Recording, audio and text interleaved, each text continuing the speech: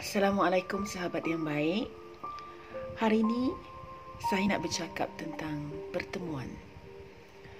Kerana pertemuan demi pertemuan, maka saya menulis buku Pada Suatu Hari. Pada Satu Hari adalah buku self-help yang diterbitkan oleh Rimbunan Publishing House. Saya bersyukur diberi pertemuan demi pertemuan dalam kehidupan yang akhirnya menemukan saya kepada pelbagai kisah-kisah hidup manusia di luar sana yang terkadang kita tidak pernah ambil tahu. Begitu banyak rakan-rakan saya di luar sana, begitu ramai orang-orang di sekeliling saya yang sebenarnya sedang struggle dalam hidup. Tetapi bila saya mengenali, saya duduk dan berbual, berkongsi cerita, mereka kelihatan sangat tenang. Dari situ, saya mula merasakan bahawa di sebalik ketenangan mereka sebenarnya ada pelbagai kisah yang boleh saya kongsikan. Bagaimana manusia yang diuji dengan pelbagai ujian berat tetapi mampu menjadi tenang. Maka kisah mereka saya bukukan dalam Pada Suatu Hari. Kerana saya ingin menghargai pertemuan yang mengajar saya tentang pelbagai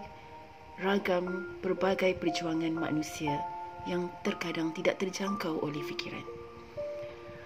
Pada suatu hari, kita bertemu dan aku pelajari sesuatu. Itu yang saya rasai. Mereka hadir tanpa dirancang. Mereka ada di sekeliling saya.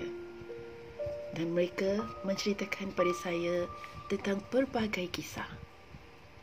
Pelbagai bentuk perjuangan. Perjuangan seorang ibu, perjuangan seorang ayah, perjuangan seorang anak, perjuangan seorang kakak.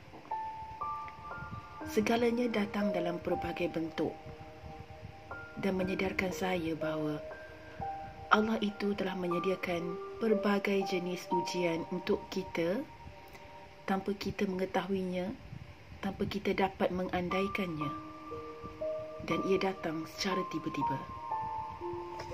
Hari ini kita tenang, hari ini kita gembira. Mungkin esok lusa kita menangis, sedih dan pedih menghadapi ujian yang tiba-tiba. Saya mengharapkan ramai sahabat membaca buku Pada Suatu Hari, kerana buku ini mengingatkan saya tentang pertemuan yang telah Allah aturkan. Mungkin dengan orang yang kita sukai, dan mungkin juga dengan orang yang tidak kita sukai.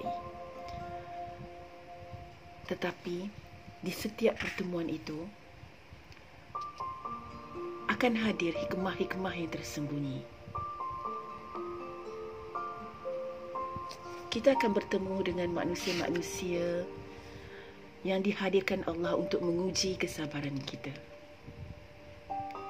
Kita akan bertemu dengan insan-insan yang benar-benar membuat kita jatuh sayang dan cinta. Dari situ, Allah akan menguji sekuat mana kita mentadbir diri, sekuat mana kita berpegang teguh mengimani cinta Allah adalah cinta yang teragung dan teratas sekali. Semuanya hadir, semuanya dipertemukan bersebab, beralasan untuk menguji kita, insan yang sebenarnya sering lalai dan lupa. Kisah-kisah di dalam ini mengajar saya untuk membuang segala dendam atas pertemuan yang menyakitkan. Kisah-kisah dalam ini mengajar saya untuk lebih menghargai hal-hal kecil yang berlaku di sekeliling saya. Kisah di dalam ini mengajar saya untuk menyebarkan kasih sayang tanpa menunggu-nunggu, tanpa bertangguh-tangguh.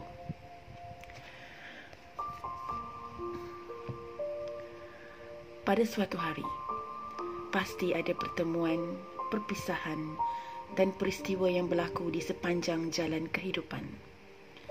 Lalu kita mula mempersoalkan segalanya. Kenapa begitu? Kenapa begini? Sebenarnya kita lupa. Hidup ini bukan untuk kita mengharap memiliki semua. Hidup ini untuk kita bersyukur menerima apa adanya selepas gigihnya berusaha. Kita cenderung mengeluh dengan ujian hingga kita lupa menghitung nikmat-nikmat kecil yang sentiasa ada di sekeliling kita. Kita lupa mencantumkan semua nikmat kecil itu menjadi sejambak syukur dalam jiwa. Sesungguhnya, setiap hari yang kita lalui adalah rahsia Allah. Pertemuan dan perpisahan penuh dengan didikan daripadanya. Ia cukup misteri, namun penuh dengan hikmah yang tersembunyi, kerana Allah itu Maha Mengasihani. Assalamualaikum warahmatullahi wabarakatuh.